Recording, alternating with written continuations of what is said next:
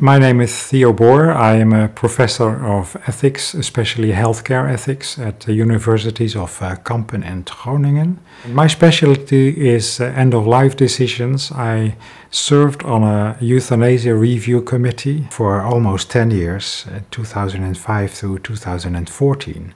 In those 10 years, I have reviewed about 4,000 cases and seen the developments over the years.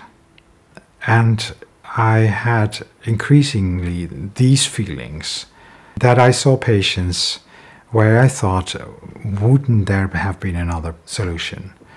That increasingly caused me conscientious problems. And that gave me feelings of unease, against which I also have protested in the committees. And what you saw in the committees that we also asked critical questions to the doctors involved. So these cases were not taken for granted. Within the committees we did organize some form of opposition. What I saw is that people thought that euthanasia is a right with a corresponding duty on the doctor to act.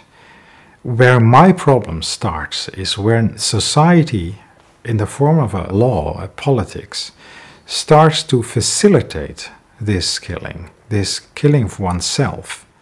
On the side of the doctor, there's no longer a liberty to really act according to his own conscience. Those who refuse to do the euthanasia are seen increasingly as rule breakers. Fortunately, I think that the Royal Dutch Medical Association still presses very much for the freedom of doctors, but it's a struggle and it shouldn't be that way. I have seen several doctors who have said, I will no longer perform euthanasia because I think that the patients have become too demanding. They no longer respect my professional autonomy. Doing euthanasia, killing another person, is an intrinsically, in ethical terms, an intrinsically problematic act. So in the original situation, our euthanasia law is a doctor's law.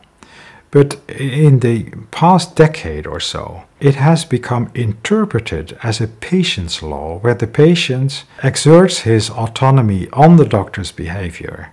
We are seeing odd cases, but very groundbreaking and tragic cases, where people, for example, have autism. We had a case where a man had autism and who had a job, but he was laid off because of his age. And he said, I can no longer live without a job, without this daily routine, so I want to have euthanasia, and he got it. My impression was that 1 out of 10 cases, patient's decision was partly based on the fact that he wanted to save his family from having to see his suffering. That's a far more dangerous development in the whole situation of euthanasia. There should be a clear distinction between the responsibilities of the citizen and the government. The government should promote life, it should promote the availability of good care. And when people make the tragic decision to shorten their lives, the government should not be encouraging this.